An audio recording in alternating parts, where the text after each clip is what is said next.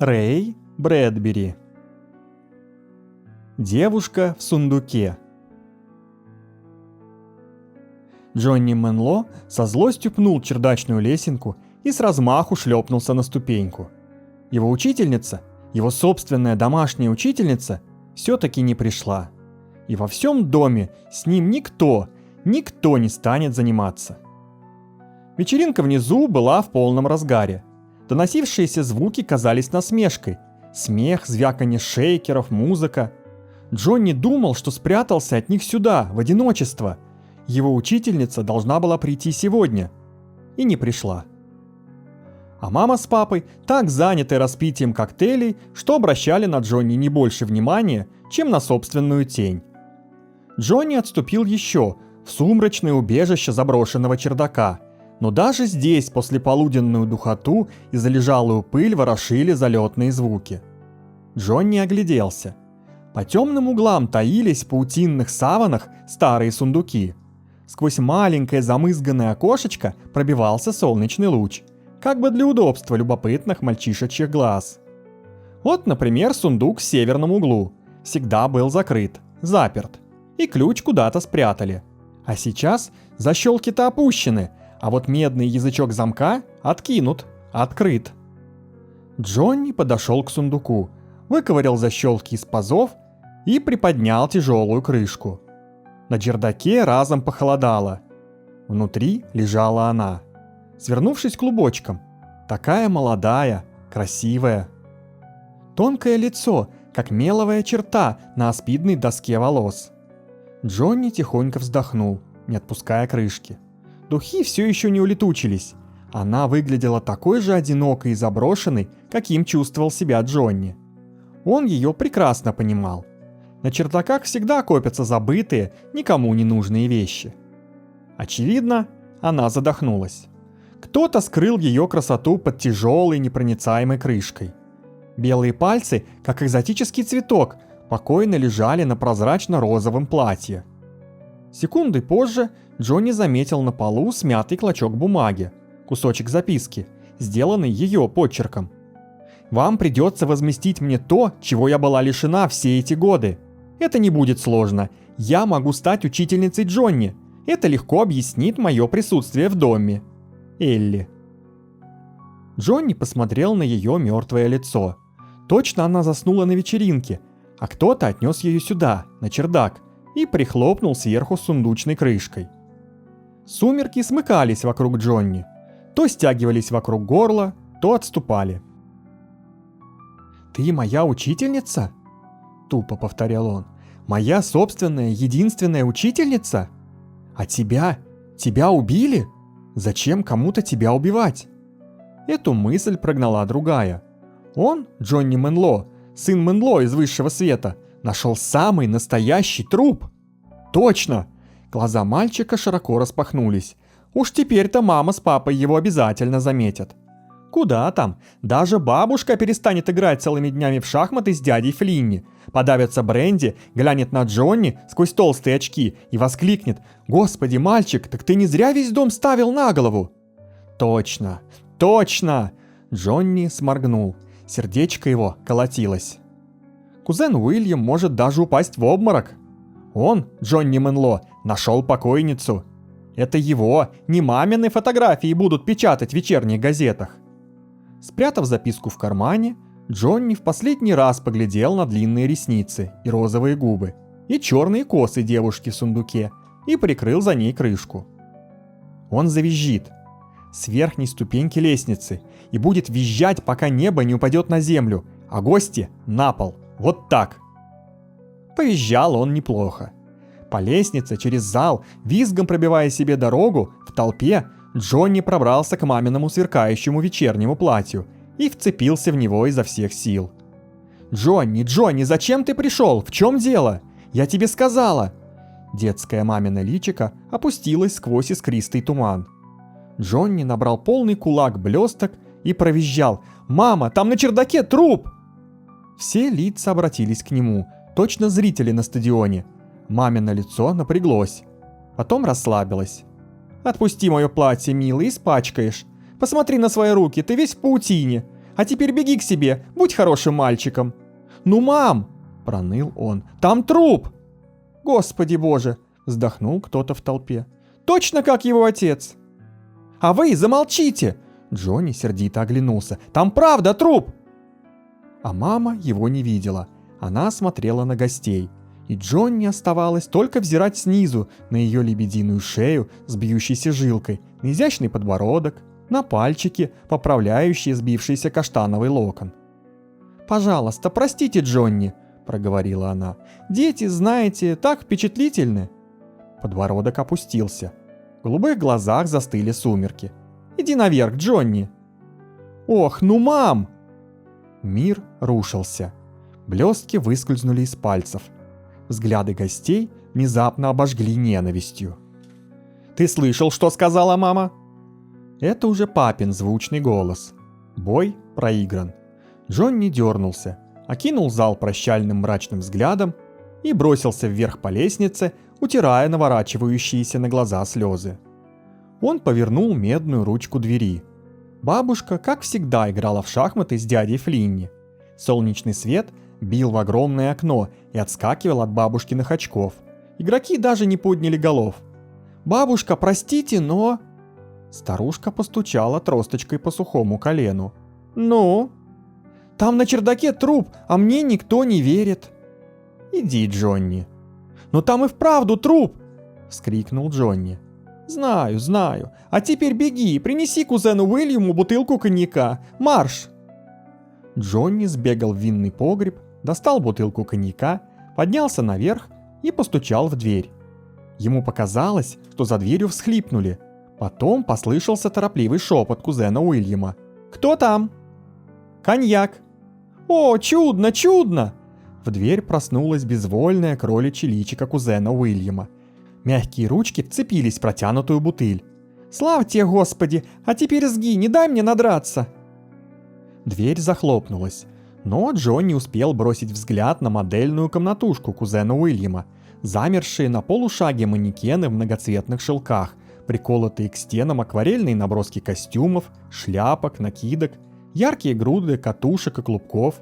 Потом щель закрылась, щелкнул замок, и кузен Уильям нервно забулькал коньяком по другую сторону блестящей медной ручки. Джонни глянул на висящий в коридоре телефон. Он подумал о том, что папа с мамой танцуют, дядя Флинни и бабушка играют в шахматы, кузен Уильям тихо пьет, а сам он бродит, как чужой, по этому огромному гулкому дому. Он схватился за телефон. Мне надо, то есть дайте полицию!» Голос оператора заглушило глубокое. «Повесь трубку, Джонни, и немедленно ложись спать!» Звучный культурный папин голос. Джонни медленно положил трубку. И это его награда? Он сел прямо на пол и тяжело и бессильно заплакал. Теперь он понял, каково было девушке в сундуке, когда ее прихлопнули крышкой, а его вот так прихлопнули 5. Он все еще ерзал в постели, когда дверь тихонько приоткрылась, и в комнату заглянула голова, курчавая, большая голова дяди Флинни, чтобы одарить мальчика ласковым взглядом. Больших, черных, круглых глаз. Неторопливо и неслышно дядя вошел в комнату, пристроился на краешке кресла, как тихая птичка на насесте, и сложил вместе пальцы-перышки. «Раз ты сегодня лег пораньше, — сказал он, — то я тебе и сказку на ночь тоже пораньше расскажу, ладно?» Джонни считал, что он уже слишком взрослый для сказок, а уж слушать сказки на ночь он, выросший среди взрослых людей и взрослых умных разговоров, и вовсе считал ниже своего достоинства.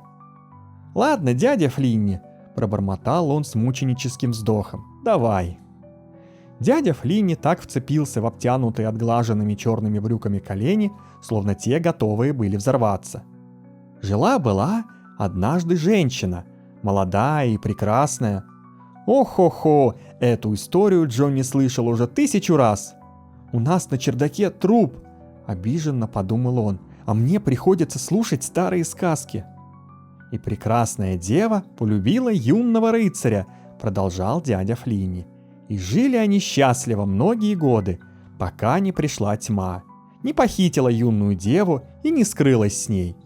Дядя Флинни выглядел очень старым и очень грустным. А потом рыцарь вернулся домой, напомнил ему Джонни.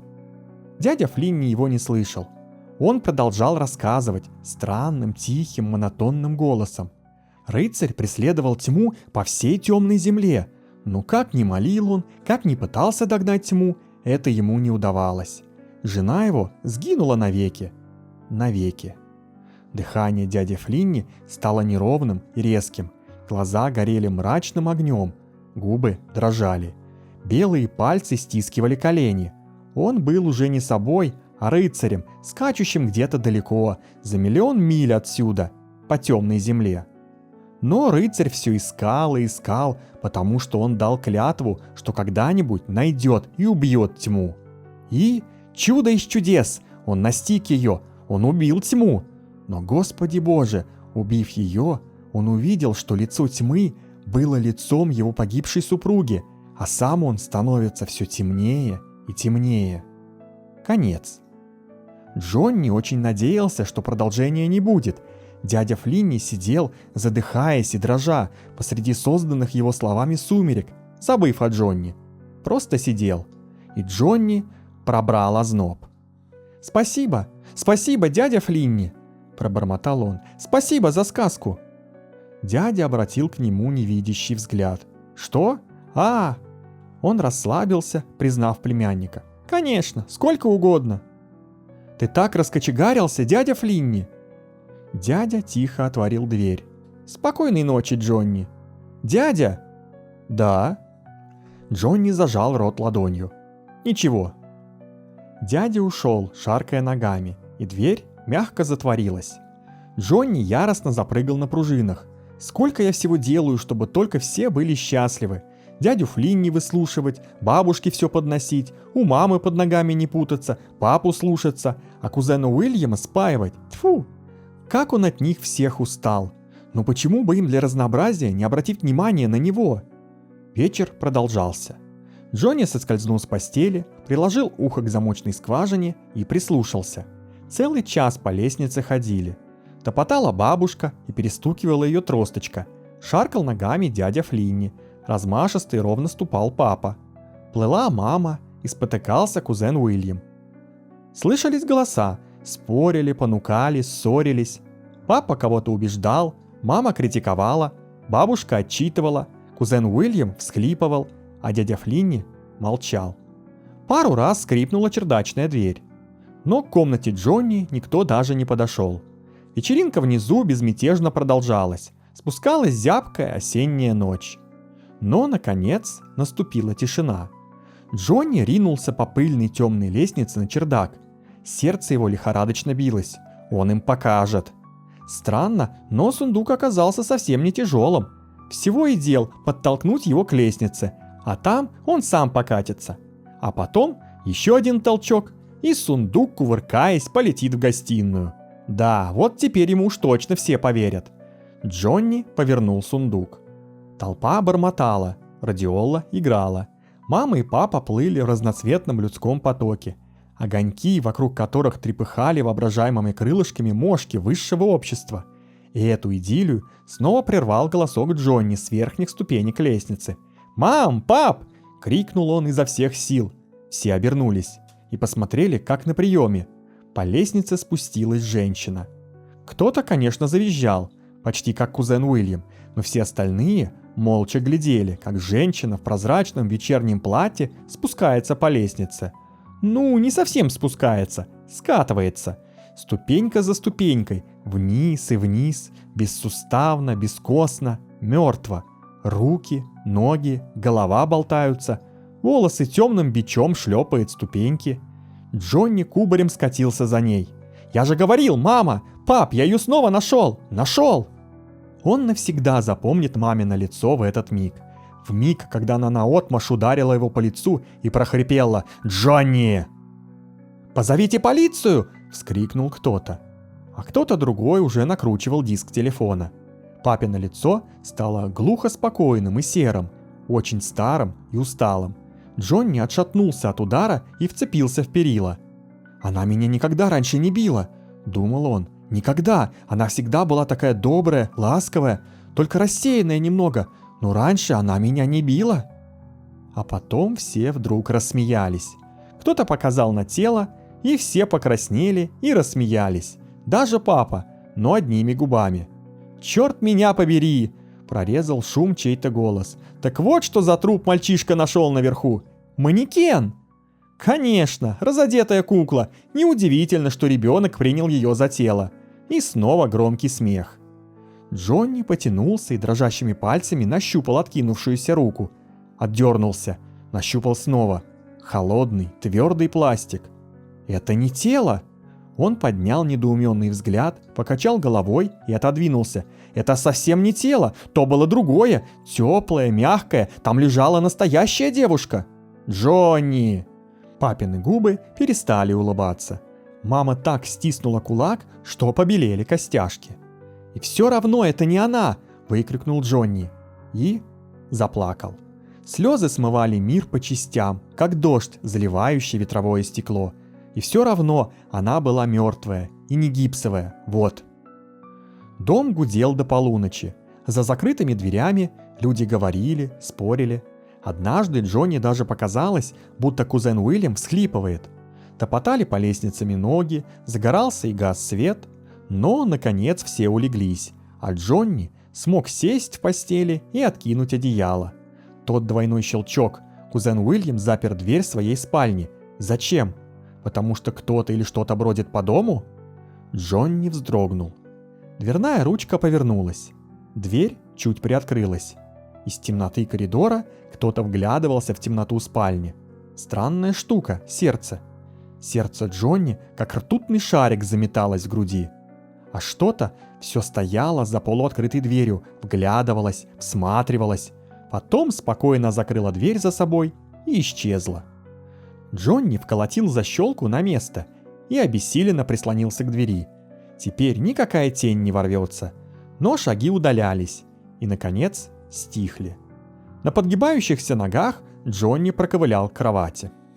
«Мама! Мам!» – кричал он про себя. «Ты так разозлилась на меня, потому что я устроил сцену перед гостями? Ты бы меня убила, мама? Может, между девушкой в сундуке и папой было что-то нехорошее, и ты ее из-за этого убила? А раз я попался на дороге, что ты со мной сделаешь? Ой, нет, мама, только бы не ты!» «Пап, ты заставил меня повесить трубку. Ты тоже боялся, что все выплывет наружу? Боялся за свой бизнес, за свои деньги, за репутацию, членство в клубе? Это ты стоял за дверью, как бессловесная тень? Я тебя всегда любил больше всех, а сегодня ты все время молчишь и даже на меня не смотришь». А еще кузен Уильям, он мог подменить тела, чтобы обмануть Джонни. Он мог подложить в сундук один из своих манекенов. Может, она была подружкой Уильяма, угрожала ему? Или он боялся за свою репутацию? Может, это он стоял за дверью? Он со своими манекенами и знаменитыми дорогими платьями для дорогих женщин? А может, тихонький дядя Флинни со своими сказками на ночь? Он так любил маму, свою сестру. Он бы что угодно сделал для нее, или папы, или бабушки, или кузена Уильяма. Смог бы он убить ради них, чтобы в их дом никто и никогда не входил. Бабушка, которая целыми днями только и делает, что играет в шахматы да пьет неразведенное бренди. Всю жизнь она обустраивала этот дом. Вся ее жизнь – это высший свет, положение, строгий вкус. Что бы она сделала, когда чужой человек попытался бы править этим старым домом? Что бы она с ней сделала? Все они, все! Джонни трясся, и пружины под ним тихо поскрипывали. Всего одна женщина вошла в этот старый пронафталиненный дом, а испугались все, до единого. Всего одна женщина. Джонни протянул руку и нащупал на столе ту записку, что нашел в чердачной пыли. Мысли его возвращались к ней снова и снова. «Вам придется возместить мне то, чего я была лишена все эти годы. Это не будет сложно. Я могу стать учительницей Джонни. Это легко объяснит мое присутствие в доме. Элли». Джонни повернулся к стене. «Элли, учительница моя, где ты?» – спросил он темноту. «Отдыхаешь в одиночестве в студии кузена Уильяма среди манекенов? Неподвижно играешь с бабушкой в шахматы? Или лежишь в темном сыром подвале среди винных бутылок? Сегодня ты останешься в этом доме, а завтра тебя тут может и не оказаться, если я тебя не найду». Сад был огромен. Цветник, сауна, бассейн, домик для прислуги легко терялись среди плодовых деревьев. Между аллеей сикаморов и высокой живой изгородью, отделяющей сад от улицы, на прогретой солнцем лужайке рос дубок, а по другую сторону изгороди прохаживался полицейский. Туда-сюда. Джонни влез на дерево, переполз на свесившуюся наружу ветку и принялся ждать. Полицейский миновал дуб, и Джонни пошуршал листьями. «Эй, сынок!» Полицейский обернулся. «А ну слезай, упадешь еще!» «Ну и что?» — отозвался Джонни. «У нас в доме женщина мертвая, и все это скрывают!» Полицейский выдавил улыбку. «Да ну!» Джонни поерзал на ветке. «Я ее в сундуке нашел, кто-то ее убил. Я хотел вчера вызвать полицию, но папа мне не позволил. Я сундук вывернул, и она упала и покатилась по лестнице. Только это вовсе не женщина оказалась, а манекен». «Ну-ну!» Полицейский весело хмыкнул. «Только вторая женщина была настоящая!» — настаивал Джонни. «Какая вторая?» «То есть первая. Кузен Уильям, он модельер, он ее и подменил. Видели бы вы их сегодня утром. Пытаются веселиться, как в кино. Только меня им не обмануть. Невеселые они. Мама усталая и нервная. Интересно, долго они еще выдержат, прежде чем кричать начнут?» Полисмен скривился. «Господи боже, ты точно как мой мелкий. Все у него комиксы с дезинтеграторами. Боже мой, это ж преступление давать детям в руки такое чтиво. Убийство, трупы, тьфу! Но это правда. Пока, малыш». Полицейский двинулся дальше. Джонни вцепился в ветку так, что дерево задрожало. Потом спрыгнул на тротуар и бросился полицейскому вслед. «Вы должны пойти посмотреть, они ее увезут, если вы не найдете, и тогда уже никто никогда ничего не узнает». «Слушай, малыш», — терпеливо сказал полицейский, — «я никуда без ордера войти не могу. И откуда я знаю, что ты не врешь?» Ну вот, теперь он шутит. «Ну вы мне должны поверить!» «Держи». Полисмен взял Джонни за руку и повел куда-то. «Куда мы идем?» «К твоей маме». «Нет!» Джонни попытался вывернуться из цепкой хватки. «Это не поможет, она меня будет ненавидеть, а вам наврет!» Но полисмен провел его к парадному и позвонил в колокольчик. Дверь открыла горничная, но мама подошла тут же, белая как молоко, со сбившейся на бок прической. Накрашенные губы лежали на лице нелепым мазком, под глазами висели синие мешки. «Джонни!» «Следили бы вы за ним получше, мэм», — посоветовал полисмен. «А то бегает по улице, еще под машину попадет». «Спасибо, офицер». Полисмен глянул на нее, на мальчика. Джонни хотел заговорить, но из горла выдавился только всхлип.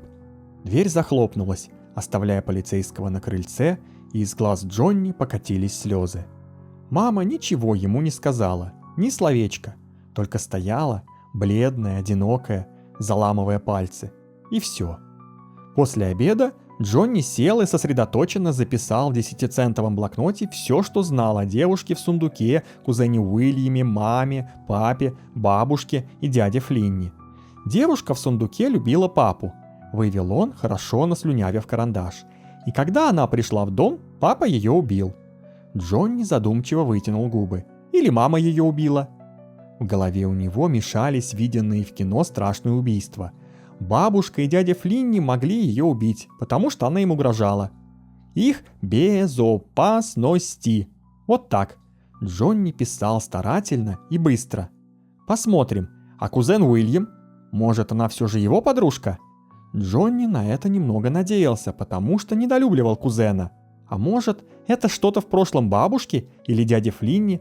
А как насчет... «Джонни!» «Бабушка зовет!» Джонни поспешно убрал блокнотик. Подталкивая Джонни тросточкой, бабушка провела мальчика в свою комнату, усадила за шахматную доску и указала подбородком на белые фигуры. «Это твои, мои черные!» Она призадумалась, как обычно. «Мы играть не сможем», — заявил Джонни. «У тебя 2 фигур нет». Бабушка глянула на доску. «Снова дядя Флинни. Он вечно уводит фигуры у меня из-под носа. Все равно сыграем. Мне и того хватит. Ходи». Она ткнула узловатым пальцем в доску. «А где дядя Флинни?» «Поливает сад. Ходи». Джонни завороженно смотрел, как шевелятся ее пальцы. Бабушка нагнулась над полированными клеточками доски. Мы все хорошие люди, Джонни. 20 лет мы так славно жили в этом доме. Ты провел в нем лишь малую часть этих лет. Мы никогда не искали трудностей на свою голову. И ты их нам не ищи». В окно билась большая черная муха. Где-то на первом этаже капала из крана вода. «Я не ищу трудностей», — выдавил Джонни. Шахматную доску опять смыли струйкой цветной воды. «Папа сегодня за завтраком был такой бледный, странный. Почему он так переживает из-за куклы, бабушка? А мама вся взведенная, как пружина в часах. Вот-вот прыгнет. Из-за куклы так ведь не переживают, правда?» Бабушка помедлила над черным слоном, спрятавшись, как дряхлый рак-отшельник, в кружевную раковину. «Не было никакого трупа. Фантазия у тебя разыгралась не в меру. Забудь об этом». Она так глянула на Джонни, точно это он убил девушку в сундуке. «Лучше ходи по солнечной стороне. Молчи, не путайся под ногами и забудь. Кто-то должен сказать тебе это. Не знаю, почему все сваливают на меня. Просто забудь». Они играли в шахматы до заката, и снова ужин был съеден торопливо. В доме как-то сразу стемнело, и все поспешно разошлись по своим спальням. Джонни слушал, как часы отбивают четверти. В дверь постучали. «Кто там?» «Дядя Флинни». «Чего тебе, дядя?» «Пора рассказать на ночь сказку». «Ой, дядь Флинни, только не сегодня». «Нет, сегодня. Это особая сказка, самая особенная сказка». «Я очень устал, дядя Флинни», — проговорил Джонни. «В другой раз, а? Только не сегодня». Дядя Флинни ушел. Часы все били. 10. Рано. 11. Еще рано. Без четверти полночь. Джонни открыл дверь. Дом спал. Лунный свет лился в высокие окна. Большая парадная лестница сияла нетронутым блеском. И нигде не шевелилась и тень. Джонни закрыл дверь. Где-то в тишине бабушка тяжело похрапывала. Под балдахином и очень тихо позвякивало стекло, будто в комнате кузена Уильяма нервно перекатывались бутылки. У лестницы Джонни остановился. Вот если он сейчас вернется в кровать, вернется и все забудет, не станет и трудностей. Все будет как пару дней назад. И мама станет смеяться на вечеринках, и папа будет ездить в контору с огромным чемоданом, и бабушка будет попивать свое бренди, и кузен Уильям будет колоть булавками манекены, и дядя Флинни будет вечно рассказывать свои бредовые и бессмысленные сказки на ночь. Но все не так просто. Возврата нет. Идти можно только вперед. Папа, его единственный друг, после этого случая стал чужим, а мама совсем сломалась. Глаза красные, словно она плачет ночами. Ведь под всем этим блеском ей тоже надо жить. Бабушка выпьет неделю 2 бутылки бренди, не одну. А кузен Уильям будет вспоминать о девушке в сундуке каждый раз, втыкая иголку в манекен. Будет бледнеть, шарахаться и топить страх в коньяке. Она была такой одинокой, когда Джонни нашел ее. Прекрасная темноволосая девушка в пыльном сундуке. Такая чужая. Они были теперь связаны. Ее убили за то, что она была чужой в этом доме. Но Джонни тоже стал чужим, и поэтому он хотел отыскать ее снова, как потерянную сестру.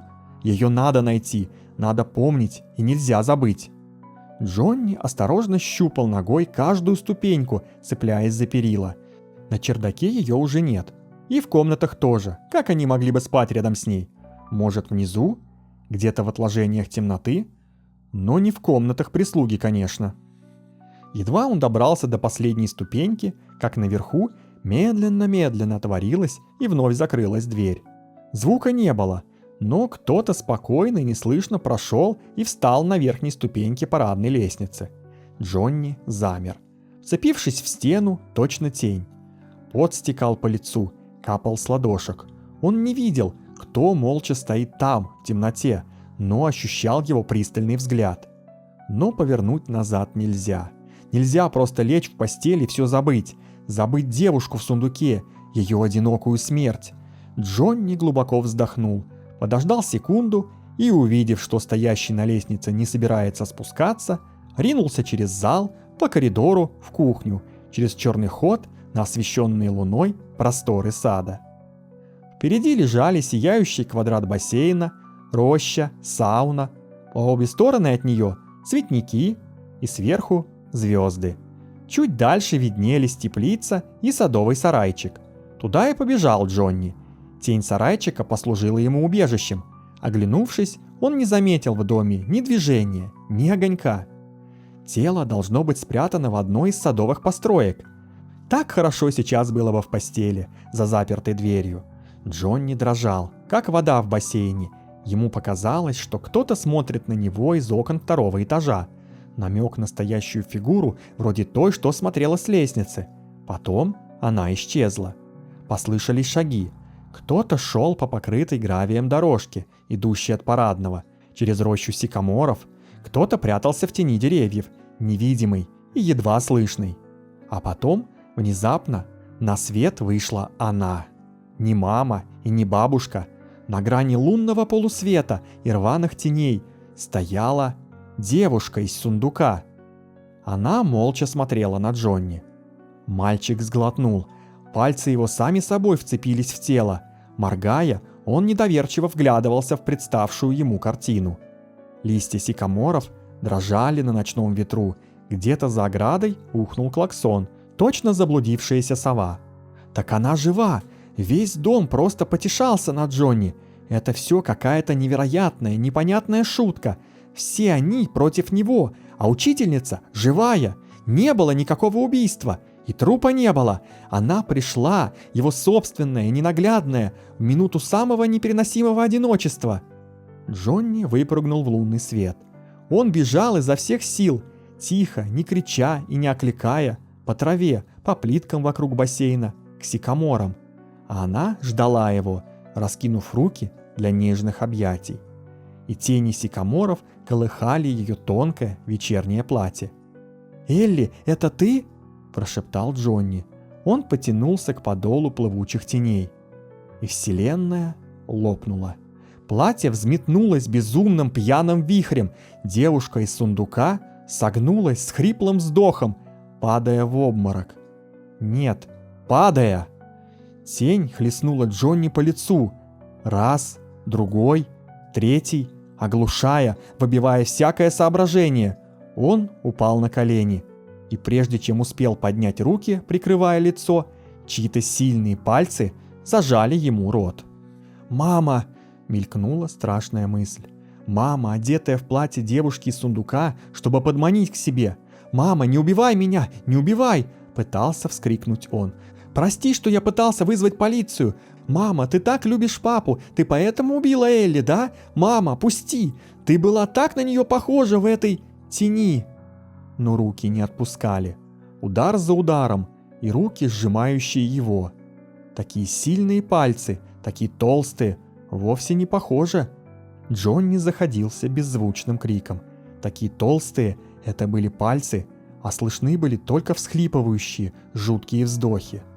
Дом качался и кренился где-то сбоку, точно грозя обрушиться и задавить Джонни. Старый огромный дом, где все спят, и все видят, как двое молча борются у зеркальной глади бассейна. Джонни как-то вдруг сообразил, что это не мама и не девушка из сундука. Слишком сильные руки. Но кто в доме сильнее мамы? Тверже, суровее? Бабушка? Но тело слишком крепкое. Джонни наполовину вырвался, увидел лужайку под луной, брошенное вечернее платье и руку манекена, рухнувшего на землю, холодного, пластмассового, мертвого. А за спиной Джонни стоял и давил ему на горло кто-то другой. Кузен Уильям. Но нет запаха коньяка, и руки не дрожат, они тверды. Дыхание чистое и ровное, чуть всхлипывающее. «Папа! Пап!» — пытался крикнуть Джонни. «Нет, нет, не надо!» А потом он услышал голос. Что-то маленькое и черное процокало по кафельным плиткам у края бассейна. И Джонни понял. «Ты причинил боль матери!» – прошептал сдавленный голос. «Я не хотел!» – неслышно кричал Джонни. «Если бы не ты, она бы и не узнала, что тьма умерла!» – шуршал голос. «Я не хотел находить девушку из сундука!» Джонни молча отбивался. «Это ее убьет, а если она умрет, мне незачем жить. Кроме нее у меня не было никого родного 20 лет, с тех пор, как это все случилось. Элли пришла на вечеринку. Они пытались одурачить меня, представить ее как чужую, но я догадался. Она поднялась наверх в своем вечернем платье, а я напоил ее бренди со снотворным и уложил спать в старом славном сундуке. Никто бы не узнал, если бы ты не заглянул в сундук. Элли бы просто исчезла. Знали бы только я и бабушка. Но ты темный, ты тоже тьма, как Элли, шептал голос. Когда я вижу тебя, я вижу ее лицо, так что... Тьма. Рассудок Джонни бился, как пленник. Дядя Флинни. Дядя Флинни, почему ты называешь Элли тьмой? Почему? Твоя сказка на ночь. Столько лет все одна и та же. Дядя Флинни. О прекрасной даме и тьме. А теперь тьма стала моей учительницей. За что ты убил ее? Что она тебе сделала? Почему ты зовешь ее тьмой? Что значит твоя дурацкая сказка? Я не знаю. Не убивай меня, дядя Флинни. Вода такая холодная и блестящая. Я не хочу прятаться под ее холодным блеском.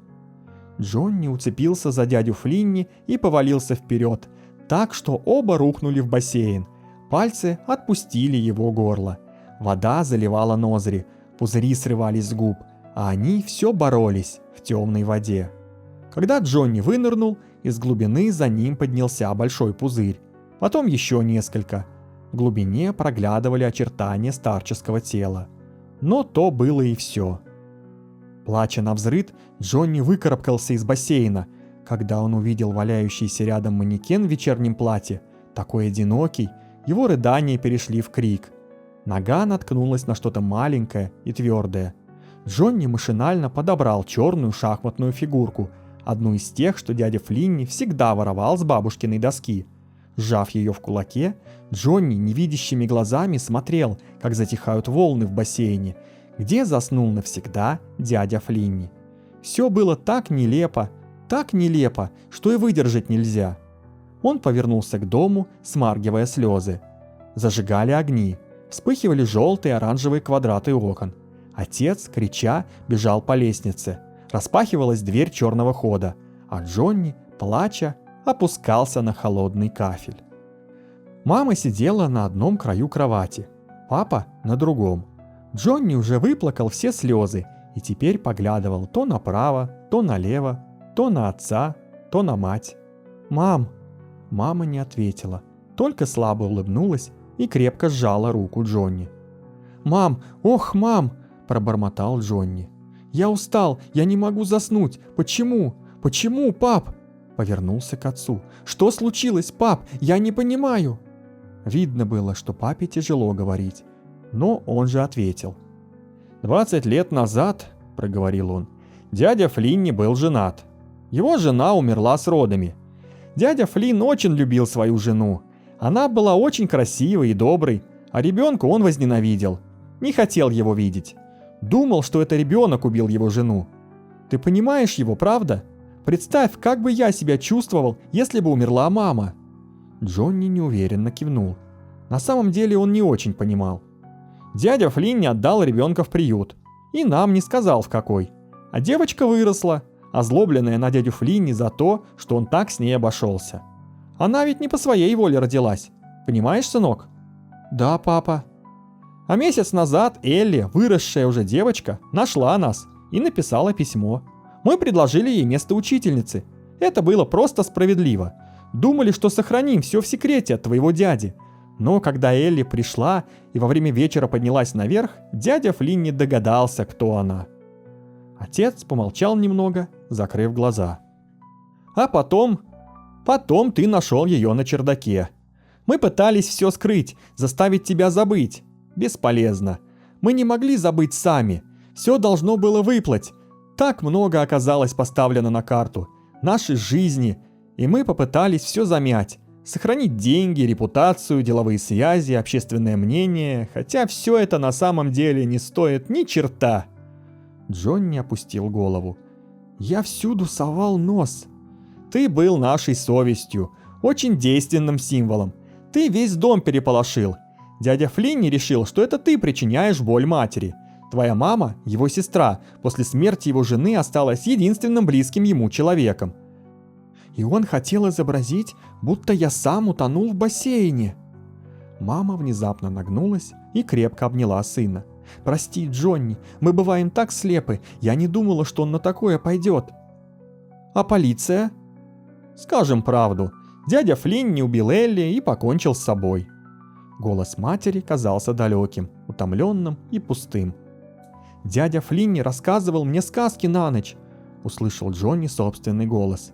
«Мам, я все-таки не понимаю о тьме и прекрасной супруге рыцаря». «Когда-нибудь, когда станешь старше, ты поймешь. Бедняжка Элли, она всегда была тьмой. Мир откатывался далеко-далеко. Только больше никаких сказок на ночь, мам, хорошо?» «Хорошо», — отозвался мамин голос из усталой темноты. Джонни откинулся на подушку, пальцы его разжались, и на пол со стуком упал и покатился маленький предмет. Джонни заснул прежде, чем черный конь замер на гладком паркете. Конец. Текст читал Евгений Губанов. Спасибо за просмотр. Друзья, если вам нравятся мои видео и другой контент, поставьте лайк и подпишитесь на канал, оставьте комментарии и поделитесь видео с друзьями. Ваша поддержка очень важна. А если желаете поддержать развитие канала материально, становитесь моим подписчиком на Бусти или Патреоне, или же можете разово задонатить через Donation Alerts. Все ссылки в описании.